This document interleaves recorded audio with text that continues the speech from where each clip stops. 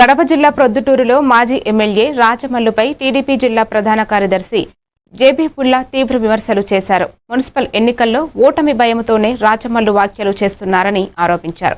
గత వైసీపీ పాలనలో అవినీతి, మైనారిటీలు, బీసీలకు అన్యాయం జరిగిందని విమర్శించారు.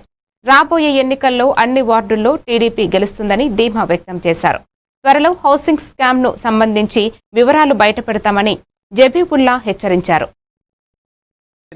కార్పొరేషన్ చేస్తే ఎలక్షన్లు ఇప్పుడు వాయిదా పడి ఓ సంవత్సరానికో 6 నెలలకు వస్తాయి.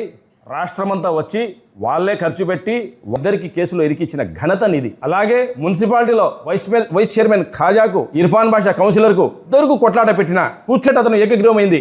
ఇండిపెండెంట్ అభ్యర్థిని ఎవరన్నా పార్టీలో చేరినాక సస్పెండ్ చేసి ఉందా? ఇండిపెండెంట్ని సస్పెండ్ చేసినాక అతన్ని ఇన్ఛార్జ్ పెట్టాలా? ఎవరు? జాఫర్ అన్న పెట్టినావను. ఎవరో ఇల్లు యాడుండే తెలియని వేరే వ్యక్తిని తీసుకుని వచ్చి నువ్వు ఆయన్ను అవమానపరిచినావు, ఆయనకి ఇన్ఛార్జ్ పెట్టినావు. నువ్వు ముస్లింలకు మేలు చేసినావు అంటావు. మునీర్ని ఇష్టం చేస్తాను, మన ఏరియాని డెవలప్ చేసుకున్నాము, మనమంతా కలిసి ఉంటాము, ప్రశాంతత ఉంటామని చెప్పి అందరినీ మేనేజ్ చేసుకుని ఉన్నాయను. ఈ రోజు నువ్వు ఎక్కినావు. అలాంటి దొంగచాటు రావడము నీకే అలవాటు. మరీ చెప్పాలంటే బీసీలకు న్యాయం చేయాలంటే ఏం చేయాలా? ప్రసాద్ రెడ్డి గారు ఫస్ట్ ముద్దాయిగా చేరును.